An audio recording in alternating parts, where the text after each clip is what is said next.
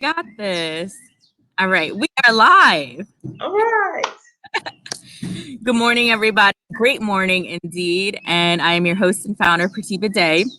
And you are here for your cup of chai, courage, hope, and imagination with myself and Miss Teniecka Drake. Did I pronounce your name right? You did. You did. And Teniecka is tuning in from Cali, and I'm here in Georgia. And today I'm outside, and I feel great. How do you feel?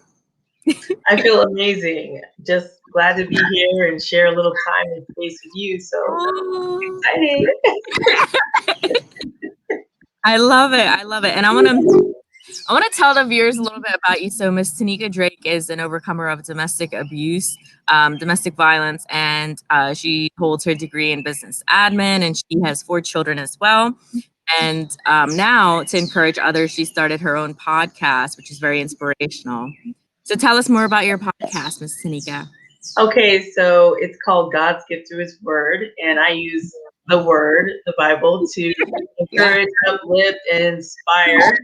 And of course, the amazing Les Brown helping me to do that even better than I was already doing it. I was just like, okay, I need to brush up on my speaking a little bit so I can stop saying the word because that's not too Mm, cool.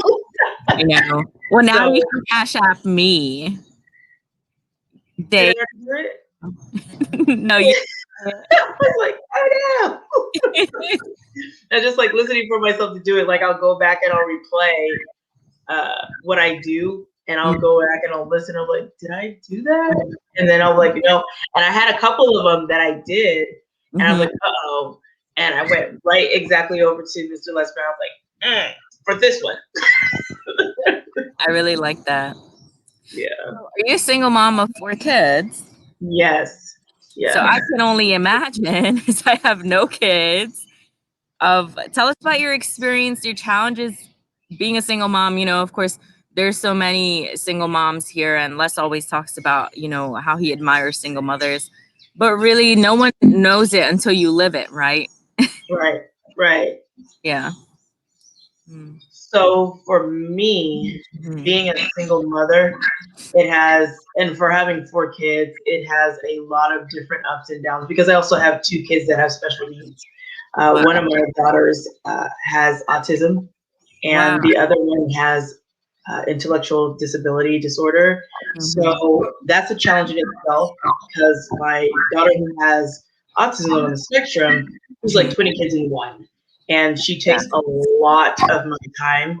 So trying to go back to work that I wanted to because I wanted to have a career, there were Mhm. some people that I had done used before to work with my kids, and unbeknownst to me, they were hurting her. And Mhm. because she's not verbal, I didn't know that was happening. It wasn't until my kids felt safe enough to tell me after we had left, because I was in Arizona for a while, after we had left the whole domestic Mhm. violence, everything, they Mhm. started feeling, well, when you put us in that child care, they were really harming her.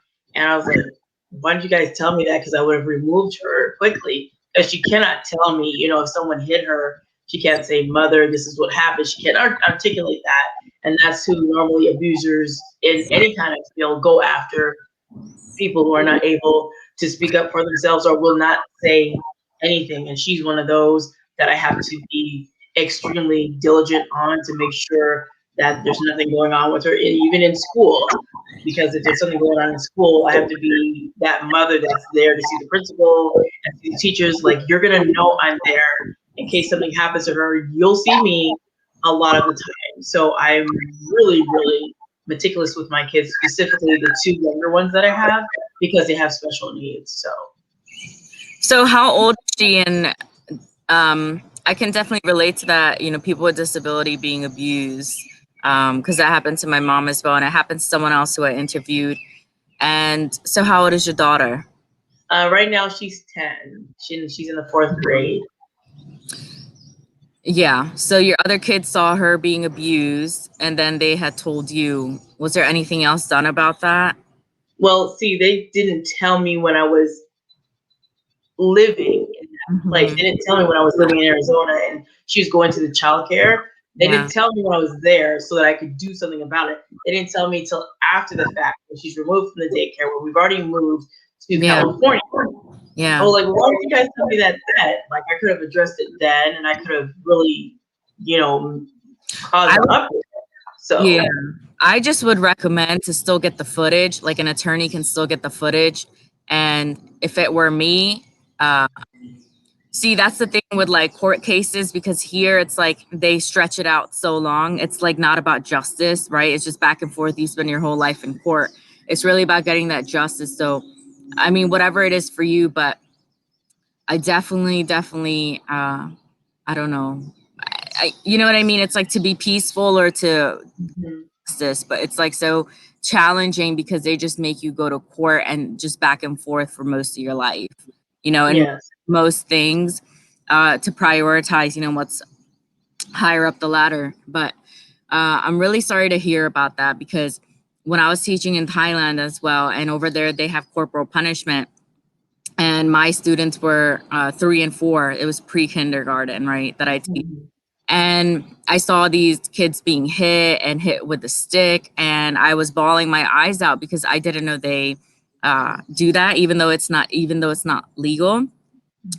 And the thing is, over there, the teachers are they replace the parents during the school hours, and there's really nothing to be done. It's not my culture. And I was told to be quiet, during that time, because I can get hurt. And I'm like, wow, what a place. I knew it's not right for me because I have a voice, right? Power voice. We both do. And I have to Yes. for what's right. And I was playing no games when I see children get hit.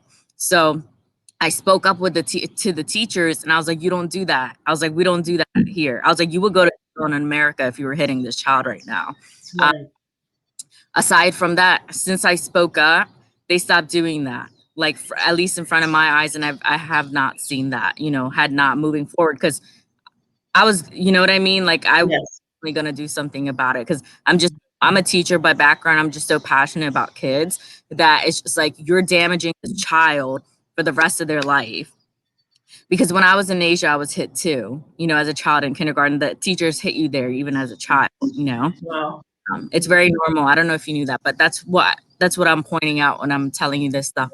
And so tell me, so you have your two children. Is one of your daughters and one of your sons? Or are they both? Just both of the youngest, my two youngest ones, they are Mhm, the ones that have the special needs. And I mhm, was wondering before, had it been because I was pregnant with them during domestic violence, had it been because of that, yes. is that because it was like for my daughter who had autism, I was wondering because of so much Mm, intensity during the pregnancy, it wasn't a calm yeah.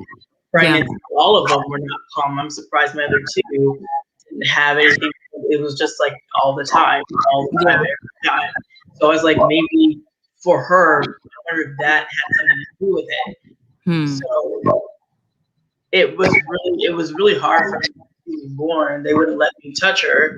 I was like, you won't let me touch her, and she's been in utero for 9 months. That's ridiculous. They had me put Mhm. on gloves. They wouldn't let me see her. I had her in the NICU because she needed oxygen, and I was just like, well, I should be able to touch her. I mean, she was in my body, and they were giving me the I know. whole. I was like, you're having me like this is my kid. So it was really uncomfortable, and I was really angry, and it was just like, this is not okay. So I've been looking out for her, for myself, and for her because the dad did the same thing. And I went and I decided at the time when I was living in Arizona, I said, you know what? I'm tired of being a stay-at-home mom. I want a career. I'm tired of doing this whole staying at home thing. So I decided to go work for the state of Arizona. They hired me and I was like, okay, cool. I've got a career. This is what's up. So I'm going to work. I'm feeling great, feeling like a whole adult, get a whole hour. Starbucks, I'm bringing in clients. Woo, woo.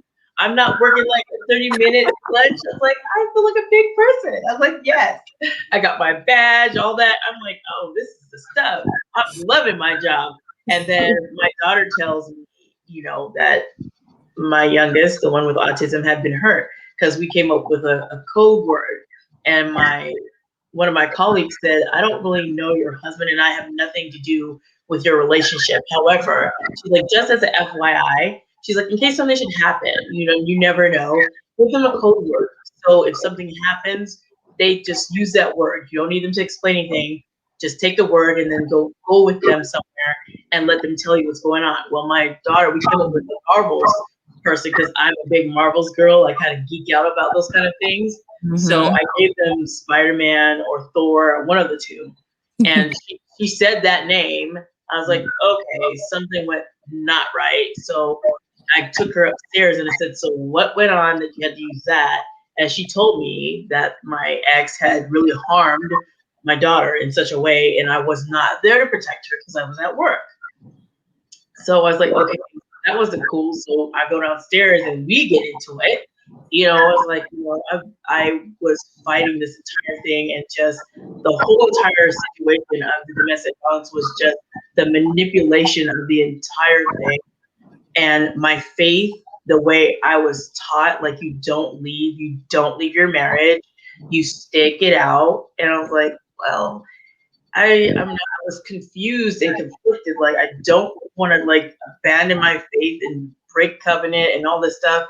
And there were so many people that had to be sent to me by divine intervention. Like, do you really think that what you're believing, that God would put you in something where somebody's abusing you? That's not the God you serve. If you serve that God, that's not the Bible. I was like, really? It's like that's twisted and that's manipulative and that's not that what you have is not covenant. That's not a marriage. But you need to get out of that. He sent so many different men, so many different women to keep replaying in my head, you need to leave. People at my job was you need to leave until it actually hit me that the last time, last incident, March 17th, 2016, when he was squeezing my neck and literally that was strangulation, trying to kill me, and literally said to me, I'll go to jail for assault. Like, I don't even care. You're not worth it. And I'll go down for that. And I enjoy going down. I was like, now this is a point where I cannot no longer tolerate nor stand for myself to swing this 1 ounce long because I'll probably be a body bag next time. I won't have another opportunity. So I stuck with my job as long as I could, had to live in a hotel for a little bit because he cut off the electricity and the water because he was that vengeful. My parents had to put us in a hotel, and I was living in a hotel while I was going to work.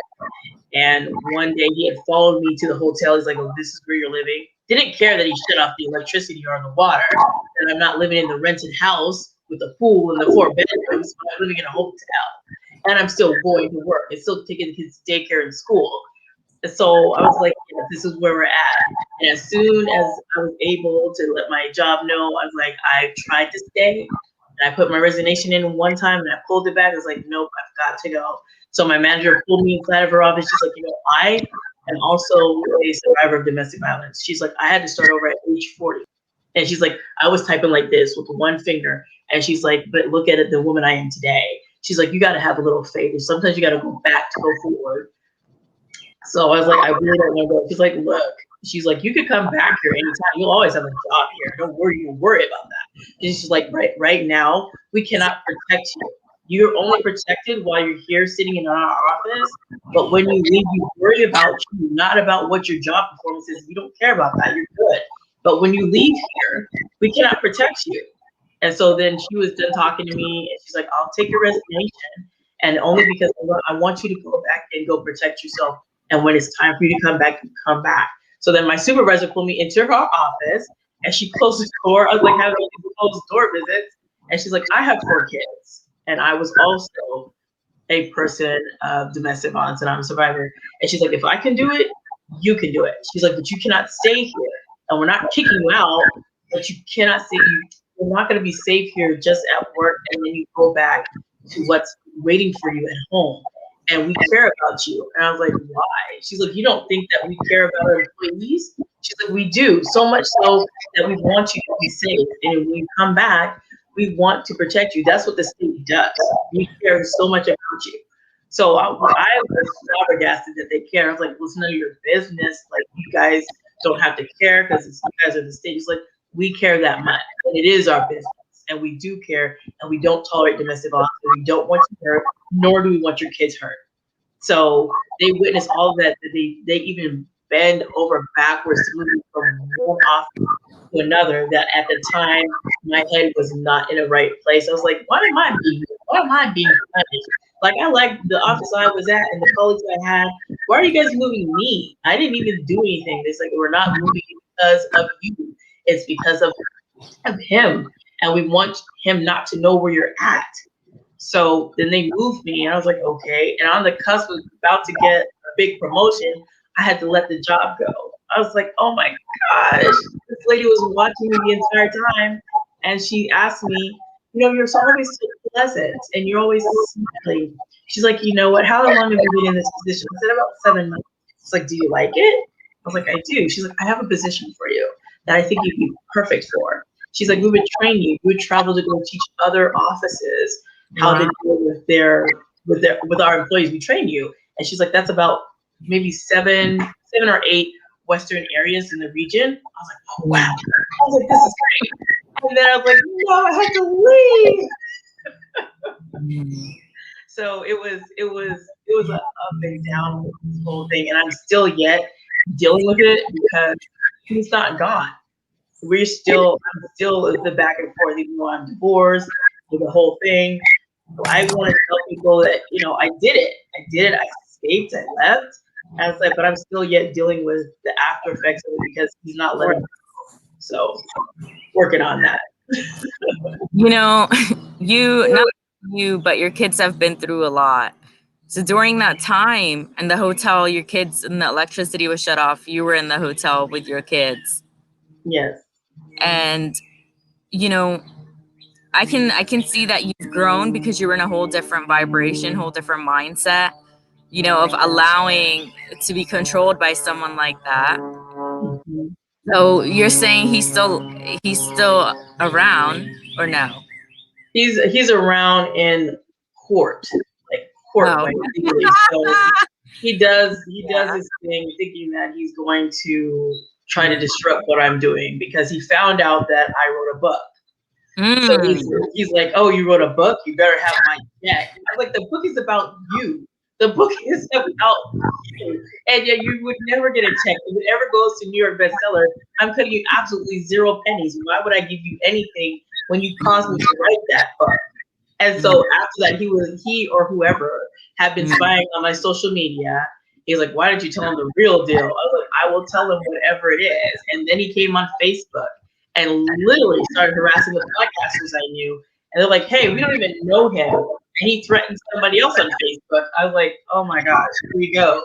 I was like, this is not cool. You need to leave these people alone because they know me, and you're looking through whoever you're using to find these people and reach out to them. And he just reached out to someone last year and like, don't talk to Teniecka. She's this, she's that, and the third.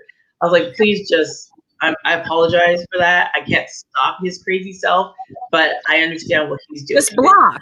All you have to do is block him. Well, I blocked him, but he uses another person because he is blocked. But other people aren't blocked that I don't know that he uses. Yeah, So then he he has can go to other people. Yeah. yeah, he has psychological issues. I don't tolerate such behavior, so don't come on me. Yeah, I was like, just don't, because I've been doing everything in my possible power to keep my kids safe. That's And unfortunate. That's really unfortunate. Have you told the police about that?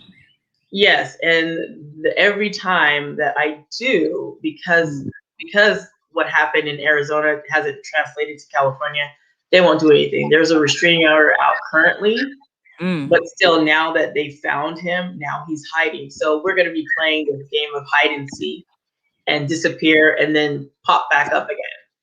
It's really unfortunate that the police doesn't do anything until right when someone's hurt or until it's too late. Right, or until their life is gone. Because that's exactly what I faced, because a detective literally told me to my face, oh, I thought it was fake. If I had known it was real, you would not have to have moved or left your job. I was like, you thought I was playing games? You thought I called 911 for fake? Who does that? He's like, you know what it is? It's also because you're a minority. It's what it is. Let's just for real, you're black. Call it what it is, yeah. And if it was a white woman, it would be a different story. And I'm just absolutely. Absolutely. And especially if she was in corporate or something, they would treat it way differently than how they treat it for you, and that's just the real deal. And whoever Yeah. hear that, you could pop off right now of this Well, live. see that, and that's the thing. My ex, he happens to be a Caucasian male, so obviously, Wow. it's like Oh, that's so they take his side. that. Yay! It's just like she's having one of those mental issues, you know. It's like Hmm. what? So yeah, we go with that whole back. Wow. So You yeah. I really want you to just like cut off the string once and for all and like never look back, because even Mhm. like I mentioned court earlier, without knowing that you were going to court back and forth regarding him, I true freedom comes from when you just liberate yourself from all of that. And that says go so far out that when you look back, you can't even see, where you're coming from and all of that. Right. That's really what I want for you, because it shouldn't be where you still have to see the person. That's very disturbing and that can be a trigger. It shouldn't be like that, because you're still lingering in that space and that energy that you don't need to be in order to move forward really with your life and for your kids. Right. And if you choose to have a new family with someone else, then all that will come from self-development and the inner work that you do. But if you're still in that vibration where you're physically surrounded by the person, like that can be very challenging, because that's your abuser. Not even Mhm. the fact that he hurt your kids. Like, how did that make you feel when you first heard that? Was it, and this isn't to judge, this is judgment free, but is it that it was so normal to you that like abuse had become so normal to you that he's doing it to your kids? Like, but it didn't push you to leave. Like, what pushed you to leave, you know? Well, I think for me, because there was a whole bunch of stuff prior to being with him, like my family being raised with corporal punishment, thinking that was the norm, thinking Mm, that the dysfunction that I actually lived in, the abuse stuff that I lived in with my own childhood, just yeah. it spilled into my adult life. And when you don't Mhm. understand healthy boundaries and you haven't been raised in a healthy family, the abnormal looks normal. That's So being on the streets when my mother kicks me out, says, "Get the heck out of here, don't come back till later." I told a therapist that later. She's like, "That's child neglect. You don't do that. You don't just send your kids out on the street and just don't care where they're at. You could have been kidnapped, killed, anything." I was like, well, that's what I was raised in. You just get kicked wow. out, walked out in the backyard, all kinds of stuff. And I just thought it was just normal living. So for Mm, me, it really took a lot of growing and having people to help me to see that what's going on with him that you had to deal with your childhood and what's going on is not okay. You're going to have to realize that what happened to you and mm, allowing for your kids, that is not acceptable and you do not have to tolerate it. So I had to really like deal with all the muck and mire that was in my head, the things that I had to unlearn and be untrained. People had to sit down and show me, literally teach me that's not healthy. You were not treated right, nor were your kids. So when I figured all this stuff out, I was like, okay, maybe he's only doing it one time to my kids. But at the same time, my kids weren't telling me what was going on. So I'm thinking in my head, he's not doing anything to my kids. And so with that one incident, I thought he wasn't doing anything else. Well, little did I know that I thought it was just me he was doing it to. He was doing it to them, but I didn't know because they weren't telling me. They were being quiet. And so a therapist had to break it down to me. The only reason you didn't know because they didn't feel safe to tell you because you were protecting yourself, but they were being harmed and you didn't know. They wouldn't tell you. And kids don't tell you when they're not in a safe space. And you were in that fight flight kind of thing. So your body was trying to protect you. You're in that survival mode. You can't understand what's going on because your logic, your reason, your rationing, it went out the door. You're just basically in survival mode. You can't do anything else. You can't function. Because I was getting mad at myself, like, why didn't I leave sooner? I should have left sooner. And she's like, you can't talk to yourself like that because that's not how it works. Not when you're yeah. going through domestic violence. You guys, people don't understand. And I was Mm, getting so upset and frustrated, like, this is happening with my kids. I need to do something. She's like, you can't go back to the past and get mad. What you were doing at the time was what you knew at that moment. Now that you know better, you would never do that again because you've learned. But at that time, you didn't have the skills nor the coping mechanisms. You didn't know. And now your kids, they feel safe to tell you everything that happened, which is good. They feel comfortable, they feel safe. So now that they're safe and they don't have to worry about dad being around, they're gonna tell you everything and literally tell me everything. And they told me some stuff that just blew me away. I was just like, how come I didn't know about this? And they were just telling me all kinds of stuff. Even I was just like, wow, I just had no idea. And they had just been waiting for that time of safety to really be able to share. So for me, I knew that all of that I was going through, I knew it wasn't right, but I was trying to rationalize, well, I don't want to be a single mom on another black single mother, a statistic. I was like, I don't want to do that. And someone's like, so you'd rather have a house that's filled with chaos than being a single healthy mom. You worry about statistics. You're gonna be a statistic dead if you don't get your kids up, pack up, and leave. That's gonna be a true statistic. Then you'll leave your kids with no mother. That's an even worse statistic. So broken home, they can come back. Their kids are resilient. They'll pop back. They will be okay. But not the way you're living right now. It's not acceptable. And some people have to really be like hardcore with me. Like, you need to pack up, stop telling them what you're doing, and just freaking move. Just do it now. I was like, okay, and I did. Wow. So do you have a therapist now? I do. I do. I had to have one because when this beautiful pandemic came through, I was trying to make sense of it, and I called because I'm a veteran as well. And when I called, thank you. When I went to call the Veteran Crisis Line, I wasn't calling because I was in just desperation. I was calling for services, but the way I explained myself was inappropriate because I said in our culture we say a lot of negative, harmful things. So what I said on the phone was, I feel like I want to blow my brains out. So the lady's like, "What'd you say?" I was like, and I said it, I didn't say anything else. She's like, "Oh my Like gosh." She's like, Ebonic? serious. Yeah, she was like, "Oh my gosh." She's like, "They're coming." I was like, "Who's they?" So don't worry, they'll be there. I was like, "What?" And so I got a knock at the door. My kids run back, "Mom, the cops are here." I was like, "What?" And the guy, I opened the door. He's like, "Ma'am, step outside, please. Turn around." I end up in handcuffs. I was on Bible study at the same time with my friend in Missouri, and I literally have my cell phone, and he took my phone from me, and all these cops were at my door, took me outside, and I was in handcuffs. And I was like, I haven't done anything. And he's like, we need to get you off the phone. I was like, and I had a code word from my friends too. In the event something should happen, we just happened to talk about it. So I gave him the code word, which was pineapples. And I said, can you tell him pineapples real quick? And so my friend is used to telling everybody to mute their phone. He's like, mute your phone. He's like, this is officer such and such. He's like, Teniecka wants to tell you pineapples. He's like, what? He's like, okay, tell her I'll call her back. So he calls me back, and he's calling the phone back. The officer answers the phone and he puts me on speaker. And I said, I can't talk right now. I'm in handcuffs. He's like, what? Why? I was like, I can't talk right now.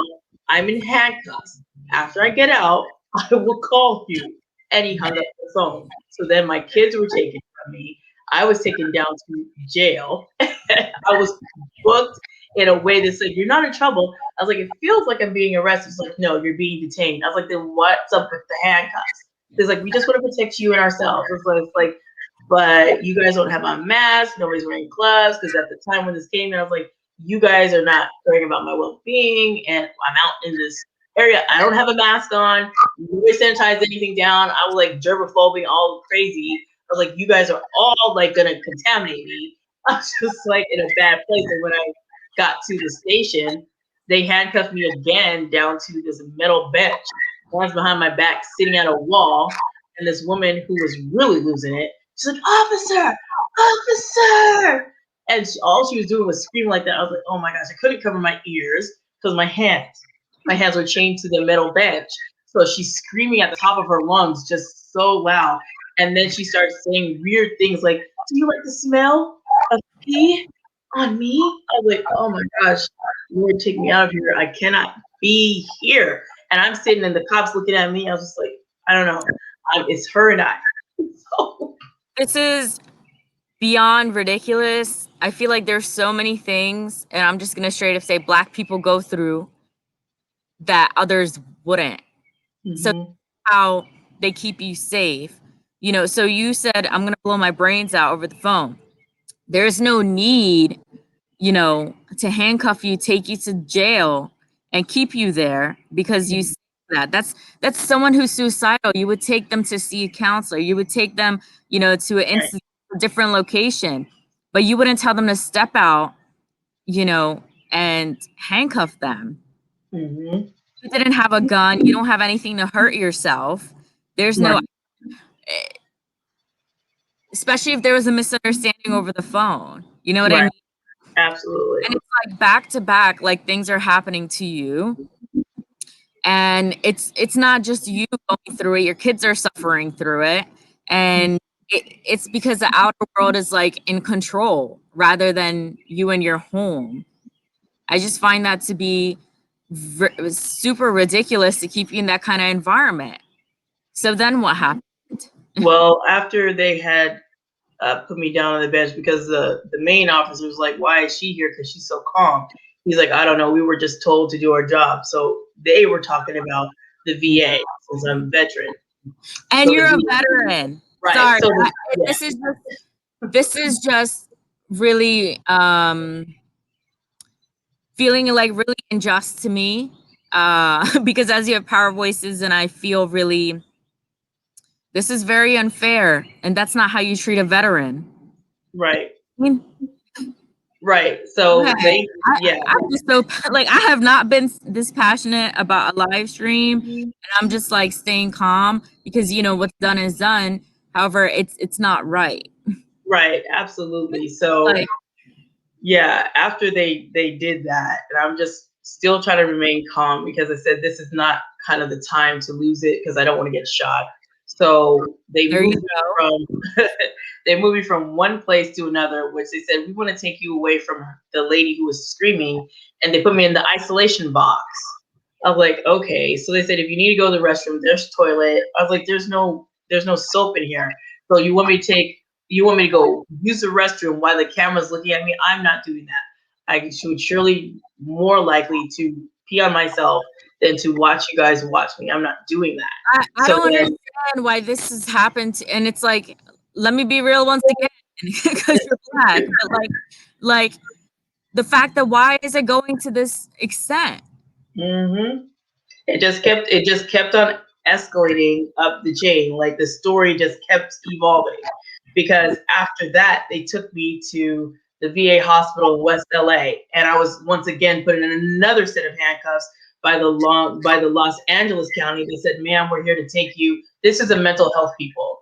They come and take me from the handcuffs from the station, take me to the handcuffs in them. They put me in the back seat of their car. I said, "You know what? Those men that are saying the handcuffs are too tight, they're absolutely right. These handcuffs are too doggone tight. It's like sit back." They strapped me in. They said, "Okay, we're taking a black female up to West LA." So to the veteran. So I was taken up there, and it was literally a very long ride all the way to West LA from where I am in San Pedro. So literally like a 35 to 45-minute drive in a very uncomfortable position with all the beds, and they're watching me in the rearview mirror as they're driving. Then they get to the VA. They said, "Hey, does she have COVID?" They say no. I was like, "How do you guys know that? You guys didn't do a test." They just said no. So they get me in. Then now This, that I'm on VA property, VA says you can undo her now. And they said, "What?" They said, "Release her. She's here on VA property. This is government property. Take her off now." So they undid the cuffs. He said, "You can go now." They said, "That's it." It's like, "You can go now." woo, Because VA God now has help their veteran me. back. So they told him, "Get out of here. You guys are no longer of use." So then I'm locked up in the VA psychiatric part now, and they have me in a room where they monitor you on a video. And I didn't like that because that's what happened to me when I was in basic training. So I was like, okay, here we go. I was like, this is not going to be okay. So the doctors come in the next day and they ask me, "Miss Drake, why are you here?" I said, "I just needed some services." They said, do you think saying an ER statement was the way to go about this?" I said, "No, but you guys were not helping me. So now that I've said that, you guys want to help." It's like, "Oh, she just needs some resources. Give Miss Drake her clothes and her stuff so she can go." I was like, "What?" I was like, "Well, how do I get home? Because you don't have a ride. You guys brought me here in somebody else's car." I was like, "Well, we'll figure out how to get your ride." I had to have a friend come pick me up, take me back. Well, when I got home, the lady, before I left, this lady who took my kids from DCFS, she said, your kids are gone. I was like, how is that possible? I was like, I haven't even been here for 72 hours. What do you mean? Where are they at? She's like, well, I don't really know. One is, I think, in Palmdale, the other one's somewhere, and I don't know where the other two are. I was like, what? I just got out this morning. Why are they still not with you in your care? What do you mean? You've already fostered them out? She's like, I didn't know you were going to be out so quickly. I was like, because I'm not crazy and I'm not on a 72-hour hold, because this is not what this is. So she had already put my kids out. And then after that, I had gone home and I was doing my thing. And my family found out about what's going on and they came over to my apartment. And then I was committed again to a psychiatric unit in the Long Beach VA hospital. And I had to stay there for 2 weeks. And because my mother was my fiduciary once upon a time, and they thought when they came over to my apartment, because I was cleaning my apartment the way I want to clean it, they didn't think it was cleaned right, and they thought I was losing my mind. So they told the VA hospital in Long Beach that, well, my daughter is losing it and we need to commit her. So they have me committed to psychiatric ward for 2 weeks. During this process of already getting out March 26, 2020, of the stuff I was already going through with the whole jail scenario, then I was ended up in another psychiatric thing. I was like, why are you guys listening to my mom? I'm the veteran. I am the veteran. Who's not the fiduciary? They wouldn't listen at all, at all. I was like, I'm telling you guys again, I don't need your help. I need to get out of here. It's like, oh well, why would they bring you here? I was like, because it's my mother, and you guys are not listening to the veteran, which is me. And I think I would know. I don't need your assistance. So they committed me, and I stayed there for 2 weeks in that psychiatric ward in 2020 in April. Just a moment. Just a moment, because your story, my story is similar in certain aspects, but just a moment, because this is more than just domestic violence. This is the gaps in the government. This is gaps in the system, because the system failed me too when I was young regarding abuse at home, and they sent me back home. But what I'm saying is, for you, like, you could have been dead by now, with the statistics for Black people, right? Yes.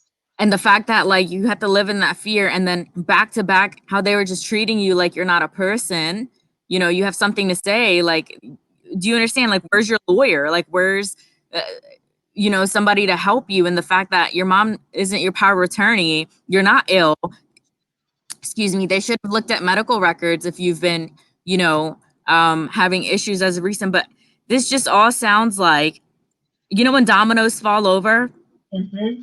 Like, this is really what it is. But the fact that your kids are involved, that's just what boils my blood even more. Because you know what? It's to be mindful of what I'm saying, but in the legal system, people can play the part of a robot without involving emotions and things, right? Right. Officers and such. And I've experienced this myself, to where you're not listening to what the person is saying. You're just told to do your job, but you're not supposed to be doing what you're doing right now if you were just to listen to a person as a human, as a citizen of, Right. like, US, and to just know better. And, like, going through all of this, do you feel like you were done wrong? Oh, absolutely. Does, Absolutely.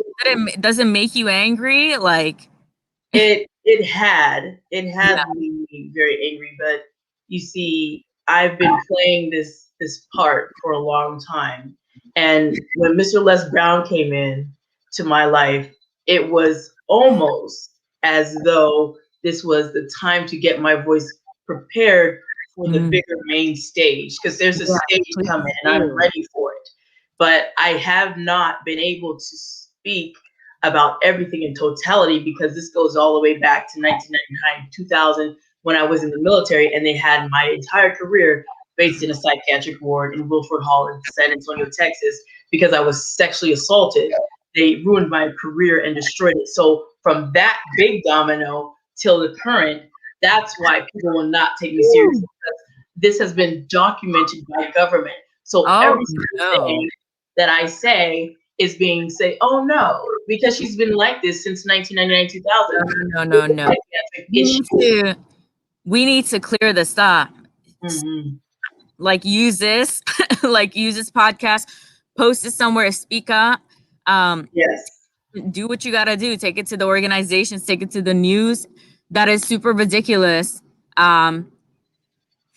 Just because of something was miscommunicated so long ago, it's still being held against you now when that was never the case to begin with. Right. Right. And that's where I am today. It feels like 21 years of wanting to say something, but because they also have power of my life because they pay me. I may not be working, but I receive money from them.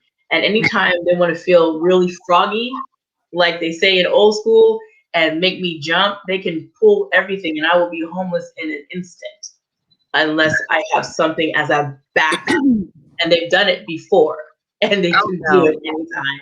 So no. that's not okay. I'm uncomfortable with that. Miss Teniecka, let me tell you something. Been the most powerful live I have ever done. And I've done, I think, over 40 something lives now, but the most powerful interview. And I say this because it's just so raw, it's so pure, and it's about really what goes down. You know what I mean? Like Yes. your story, it just, I have not responded this way to anybody's story yet. It's really just taken me, and also because possibly resonating that I've been through similar things when I was younger and told something that wasn't true, and then here, sent there, and then when I stayed at someone's that was for foster care and trying to, escape the situation as a child, and there was nobody to help. You know what I mean? So it's like, Yes. I understand the system. Like I remember the police officer laughing, with my abuser and sending me back home when I said I needed help, like I need therapy. And just to be beat up again, just to like remain in that situation. And the counselor did nothing, at my school. The social worker never came back. And I was 16, 15, 16. And I was just stuck. Like, you know what I mean? At that young age, Yes. I totally understand what you're saying, that it failed you, because it definitely failed me. And I'm minority. The officer was minority. However, the fact that they didn't take me seriously, I wrote my statement, and they put me in a jail cell too. People don't know this. Thanks for those tuning in. So when I went to the police for help, they put me in a jail cell until my family came to pick me up. And I can tell you for sure, I knocked out and I don't remember. That part of my life is a blur because it was so traumatic to me. Mm-hmm. And I remember just like a rock, like a rock bench in the jail cell. And I was 15, 16, and nobody knows this stuff. I never say it because they just know me as they know me here. And Yeah. I remember knocking out, waking up, and my family came to take me home, and they lied on my name, and they said I tried to run away because I'm too Americanized now. I said, what? I never said that. And my abuser had beat me black and blue, but I didn't have any proof to show it. Like on my face, my glasses wouldn't fit on my face. I had a purple face. And I didn't go to school, and I was so badly abused in my sleep. I was punched out in my sleep at the age of 16 because the person thought I was whoring around as a young girl. But this whole thing just takes it back, and it can make you furious, right? But that's why we have to stay calm. But just the fact that when injustice is done, it's really like I can resonate with that. And that's why I do Chai Together, because I can resonate with a lot of people's pains. Because I've been through things that people wouldn't even imagine, because they see my smile, but you don't know what the hell I lived through. I don't know how I survived those hours. There were times where I was just walking outside like I was homeless, like I didn't have nothing. You know what I mean? Yeah. Yeah. Ooh, your story just, how Les says, oh, you're coming for me. Like Les says, like, ooh, you took me to a place, like Yeah. a place. It's like, until this day, Miss Teniecka, I can get in touch with that police officer through somebody I know who knows them, possibly their name. And if I were to look at them today and say, you ruined my life. You know what I mean? Like, if you had done your job, I possibly would have been in a safer environment. Right. Suffered those 12 years staying with the same people who hurt me. You would have been in foster care and I was threatened. Oh, you want to go to foster care? They're going to take you. You're going to be treated like this and that. you don't know that. At least they won't put their hands on me, possibly. You know what I mean? It's just, Right. everything that happened for a reason, because I wouldn't be here with this story, and like we wouldn't be here in this moment of time. But um I understand what you're saying. I do understand what you're saying.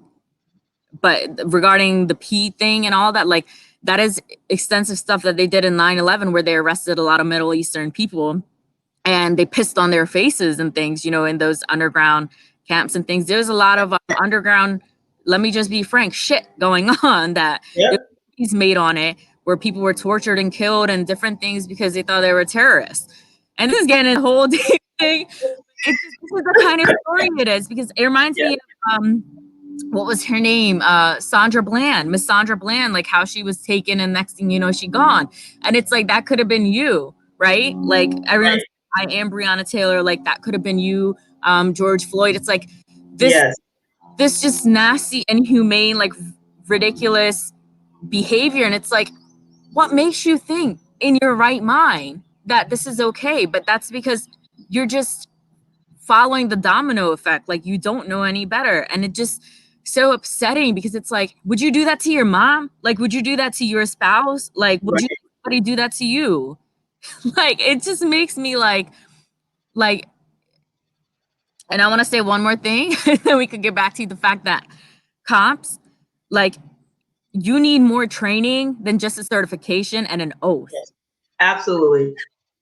Absolutely. My yo, I agree. Look, I agree like 1000%. This you what need you to go get do. an education. You need Yeah. to go have some, it needs to be, how people can get a certification, right? And become Mhm. a Reiki certified coach, this and that. Let me tell you something. In order to really be a yogi, you need years and years of experience. In order to really be a coach, it's like you have to have been through some shit. You know what I mean? Right. Like to grow, like Les talks about. And Right. like, to be a cop, there should be a psychological aptitude test being done before you become a Absolutely. cop. There's Absolutely. tests out there. You need to get psychologically tested. And this is for people, even Airbnb hosts. Like when I had a poor experience, like this is for everybody. It's like you need to get your psyche checked out, because if there's no mental resolve up here, you're going to carry that chain with you and mistreat people. And I don't have time for that. Like, Right. And society doesn't have time for it either, because you will hurt society in a whole, damaging different people along your broken road. So yes. Yes. woo, Miss Teniecka, your story just like, yo, it just brought something out of me. And it's only 10:25 a.m. here. And You still have the rest of the day. let me tell you something. Like this is what fuels me. Things like this, like I will never stop, because it's just like you hear this, like if it wasn't for me creating this platform, right? Like Right. I wouldn't be able to intertwine and share both our stories. And like if I had been dead, if I had took my own life, there's times where I took sleeping pills. I wanted to die. Like I was so clinically depressed during that time I told you about. And Yeah. every moment of my life was unbearable. I wanted to die. What was it? I was 17 years old and I wanted to die. Like I hated my life. I hated my skin. Like I so much had been done to me. Like I was like, why am I going through so much pain? Like, like I didn't believe in God. Like I lost all Hmm. faith when something like that is done to you at such a young age. Yeah. Like, you know what I Yeah. I've been there too, because I mean? had to Like, do the same thing. Like take myself out of here. Like this is not worth being through this kind of crap. I don't want to have to deal with this. I'd rather be out of here than have to live through another nightmarish life.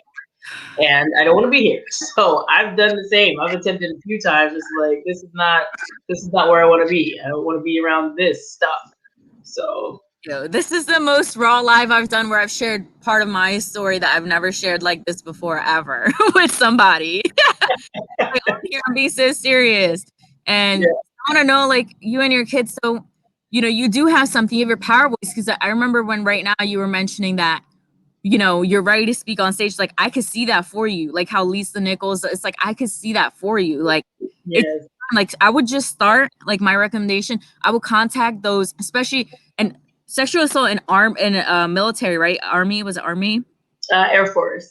Air Force. Mhm. Thank you, God. Like, I'm so glad I did not sign that contract, because I knew I didn't want to make that decision. And there's Yeah. so many people who are sexually assaulted in the military that comes out Yes. or never comes out, or people just suppress it because they want to get their pay. They want to, whatever reason. It's like, is that really worth it though? Or do you want to speak up about what really happens? And even Vanessa, I forget her last name.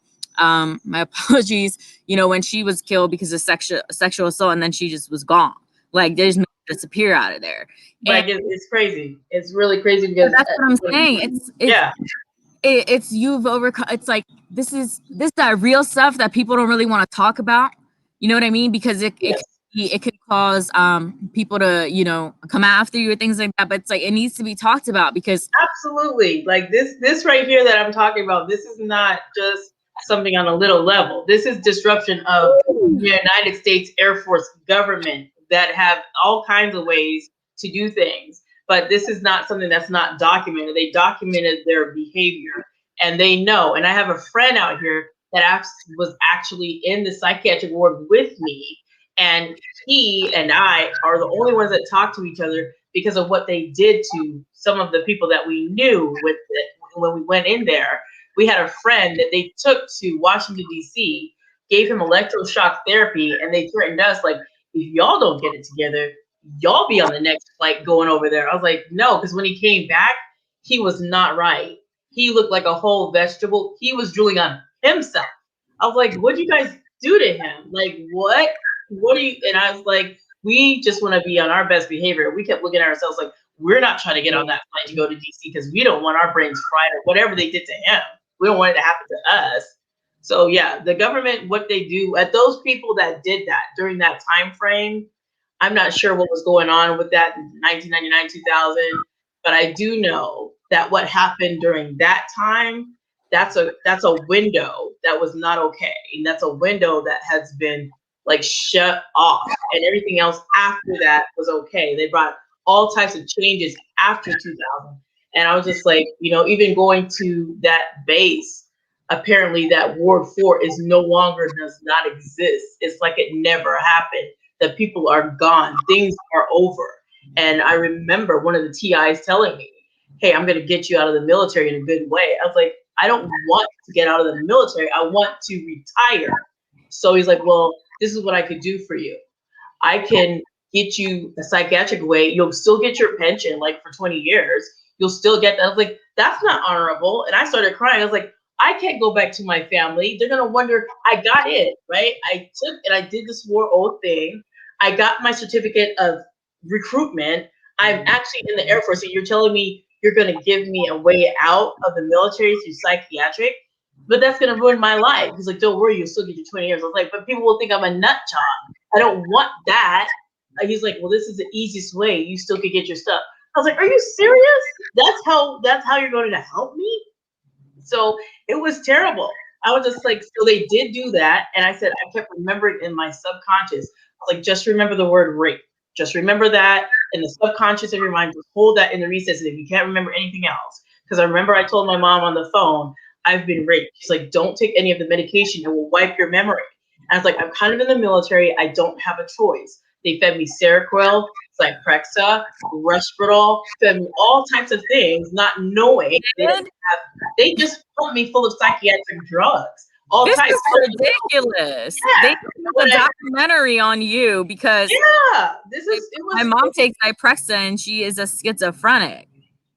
and they gave you see, and then the thing about that was they're giving me these drugs, and I had not had any kind of psychiatric anything because I was 19. So in my health You were history, 19. there So you was were nothing. raped in the Air Force. Right, right. And that's when my career was destroyed. I was never allowed to go back. And I asked the lady because I didn't know what I had done wrong. I said, "Can I go back?" She's like, "You're never going back. Never." I was like, "Oh, Let wow." me just do a sum up. So, your spouse who's domestic violence regarding that, Right. and you were taken into multiple different facilities for a miscommunication issue. When you called the veterans line, right, for services, prior to all of that, you were raped in the Air Force, and none of these things have justice written on it. There's been no justice for any of it. Dude. And it's like, do you feel even for one of those things when you go to do something, I know you're in court for the domestic violence now, but when you stand up against the government, it's do you feel like it's not worth it because the system is built that way? I feel like to a point, Mm. it could not be worth it, but there's a point for me where it says I'm already kind of screwed. So it doesn't make a difference. You know, it doesn't make a difference if I say anything at all.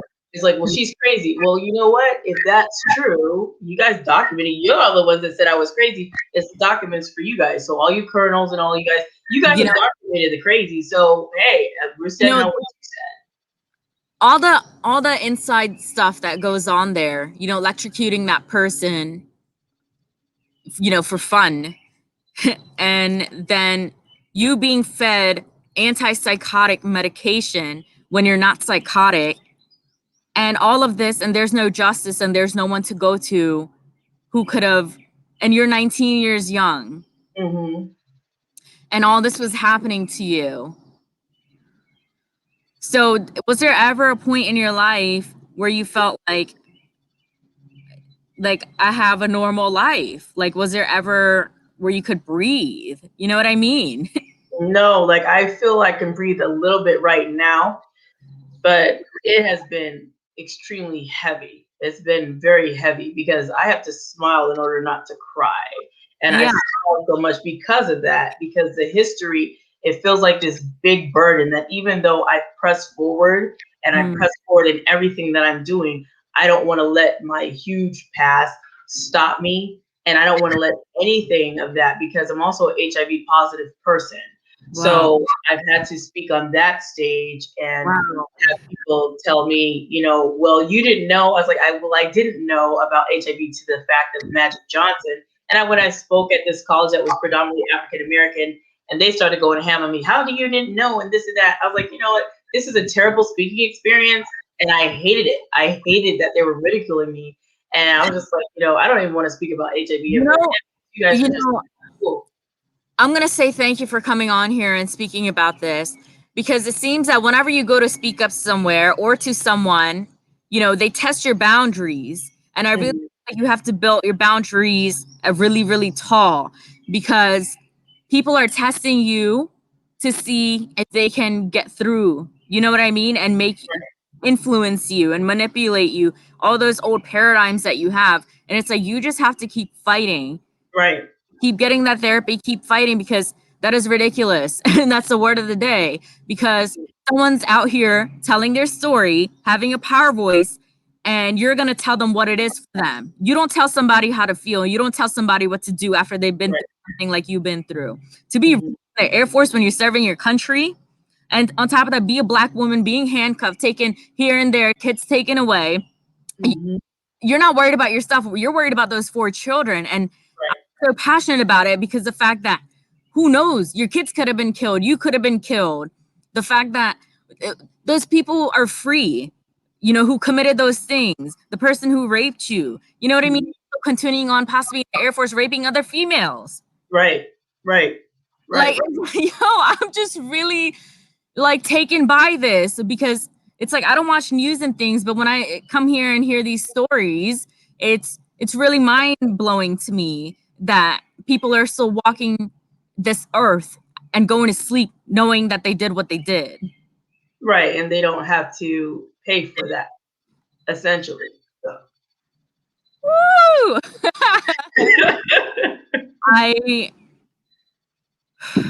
I I'm just really like, people don't survive these things. You know what I mean? Like, Yeah. I don't know what it's like uh to, I don't even want to say the word. It's just, yeah.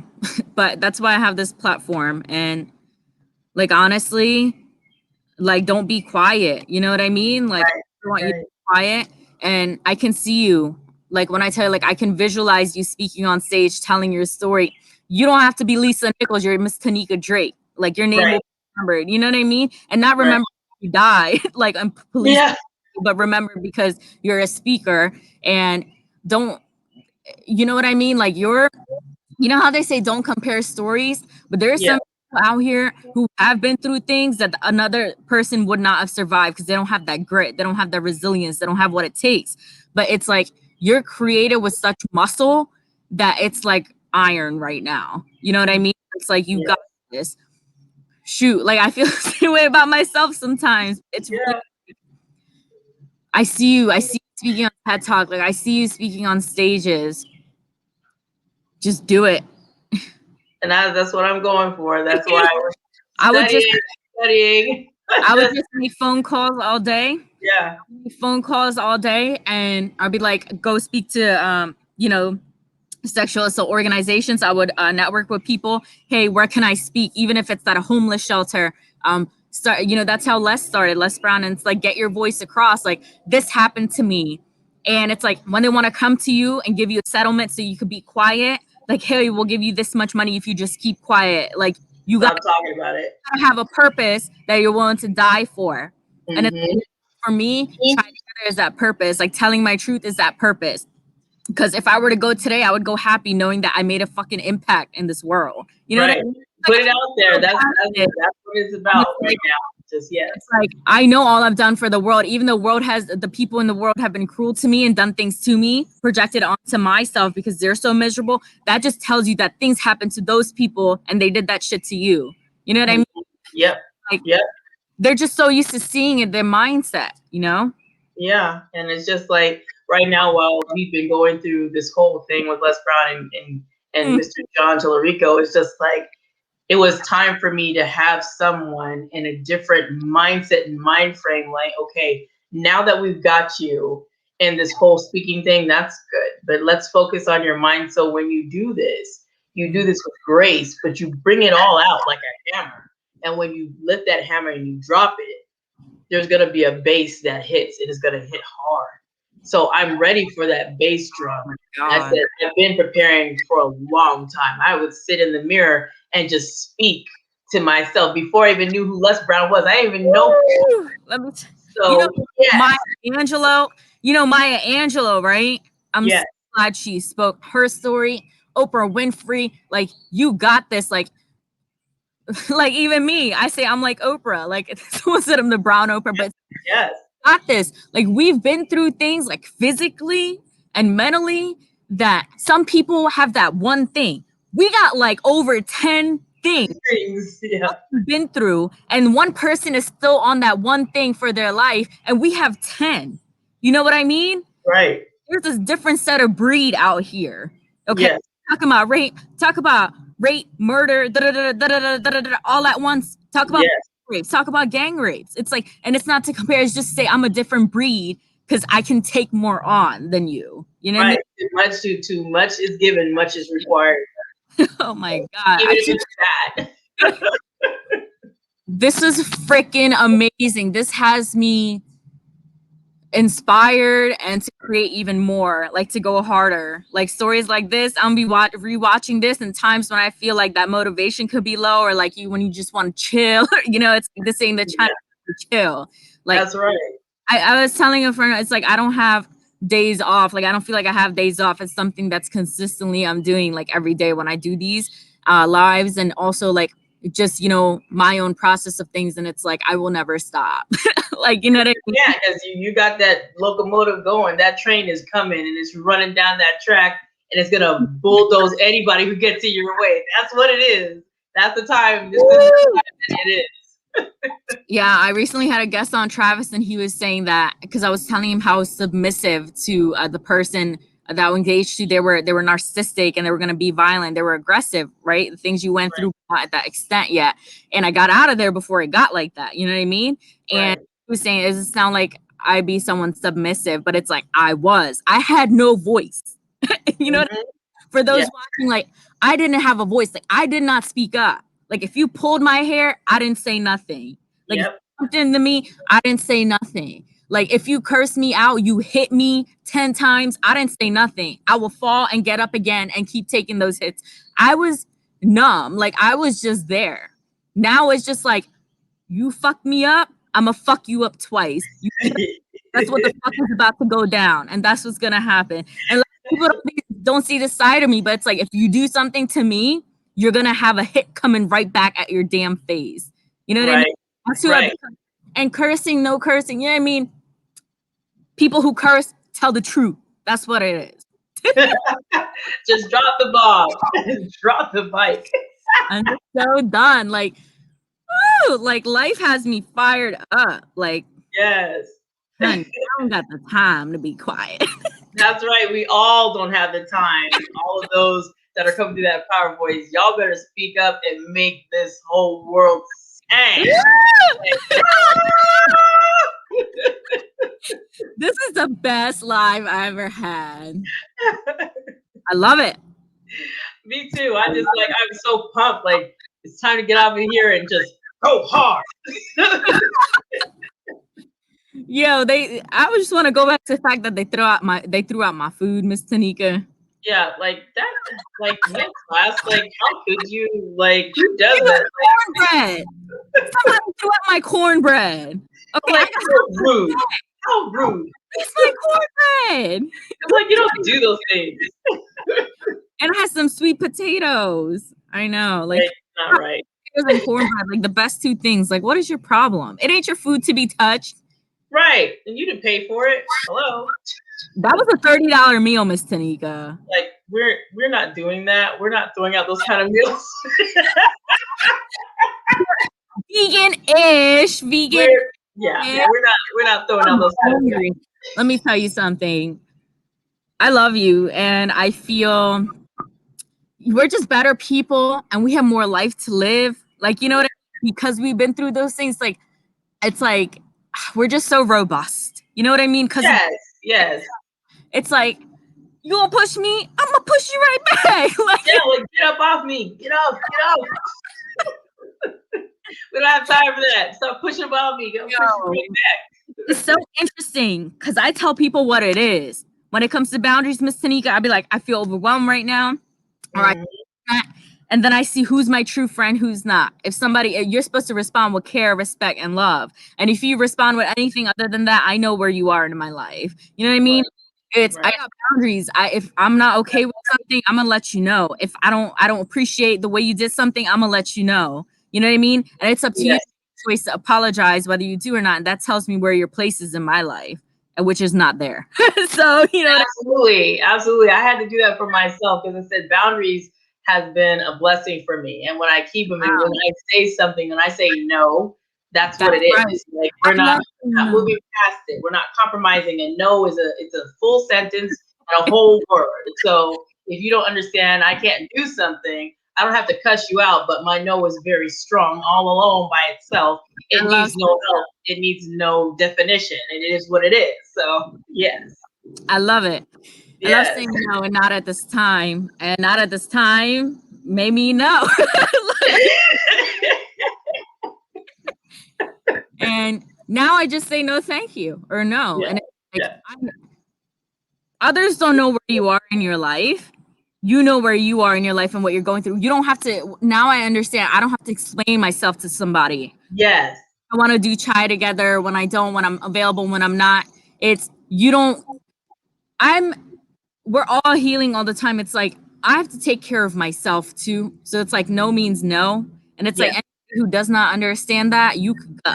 Like, you know what I mean? Yeah. I'm not deprived of anything. I'm not in desperate mode of anything. I am very stable and very, let's say, content with where I'm at. You know what I mean? Absolutely. And it took a lot of tears, a lot of pain, a lot of suicide ideations, clinical depression, body dysmorphia, and the list goes on for me to get where I am today. And same for you. You know what I mean? Like, nobody should ever walk over you again. You know what I mean? Nobody will. And nobody will. Just like you said, I was just like, when you said that, when you were saying, like, I was that lady with you. That's why I believe we are so connected, all of us, because I was that lady. I was that young woman that was extremely passive. I wouldn't say anything, not even to my parents. If they had me clean up the entire house, that's what it was. This was Black Cinderella. Let me clean up everything and say nothing. Mum is the word. I say and speak nothing. But from this point forward, past that, you don't do that anymore.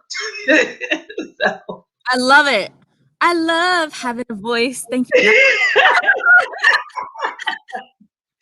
That's I it. love myself. I hug myself. Yes. I love me. I love it. We are all connected. That's a reason why, all the painful stories shared on Mr. Les Brown's, Power Voice Academy. Those are some intense stories, some about incest to whatever. And some people say, I have a story because it's not traumatic. No, you got a story. It's just not traumatic. So you gonna relate to the people who don't have the traumatic stories. Right. About it. But that's your crowd. Our crowd is people who've been through the heavier things, who need somebody's hand to hold, because some days it can get really challenging. Yes. You can have those parents and those memories come back to you. You know what I mean? And it's like stuff that could really get you in a depression if you don't stay stable up here and take care of yourself. That's why I say, like, you got this. Like, we both got this. We all got this. And all those heavy power lifters, they're coming through. So congrats on your bachelor's degree. I mean, that's big. You get that. Well, I got that in 2013, which I haven't done the math on that, but it took me a very long time to get a 4-year degree because I started that back in 1999 and got it in 2013. It was like, that's not 4 years. My math's not too good, but I know it's not 4 years. Okay. I got it. When I was telling someone when I was trying to go for my master's because I wanted to apply for that, and the lady was looking at my GPA, and my GPA wasn't all the way high. And she's like, well, can you explain why your GPA is a little bit low? I was like, well, I was going through domestic violence at the time. And at that time, I really didn't care about the GPA. I just cared about finishing. So I completed. And she dropped her mouth. She's like, you know what? You're so ready for the master's program. We're just going to sign you up. And you have 5 years to anytime you want to come in. She's like, that's a story in itself. Praise God. I was like, okay. She's like, no.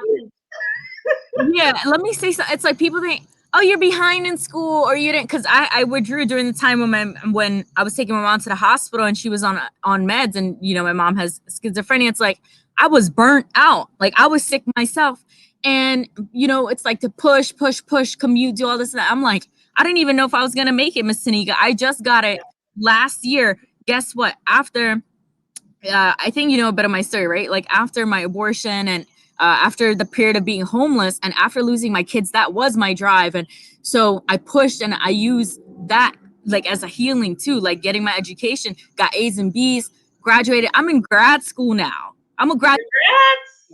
Like I'm a graduate next year, and I'm getting my PhD in public admin. Let me tell you something. Whoa, Dr. Pradeepa Day. You know what?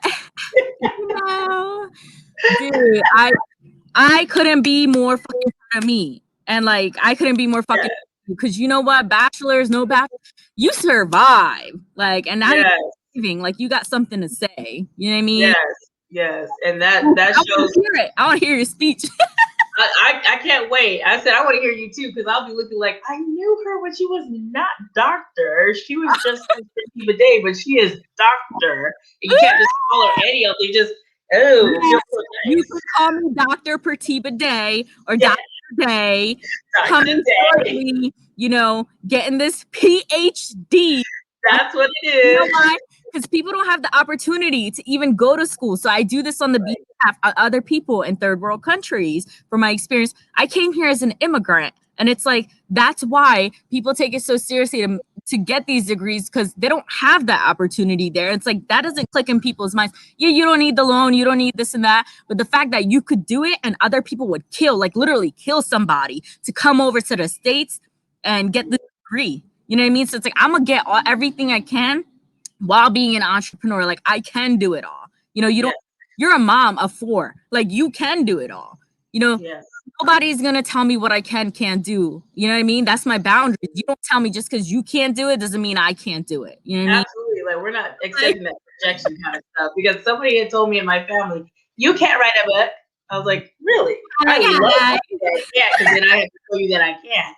And then I said, I'm going to make an album. You can't do that. I was like, okay. So I'm in the process of doing that right now. I said, we'll see. Because I love when you say I can't, because I want to punch you in the face. But this is what I'll do. I'll just let the item, I said, I'll let the item punch you in the face and you'll see it. And then you're like, oh, you did it? Yes, I said I would and I did. Thank you. Hashtag did it.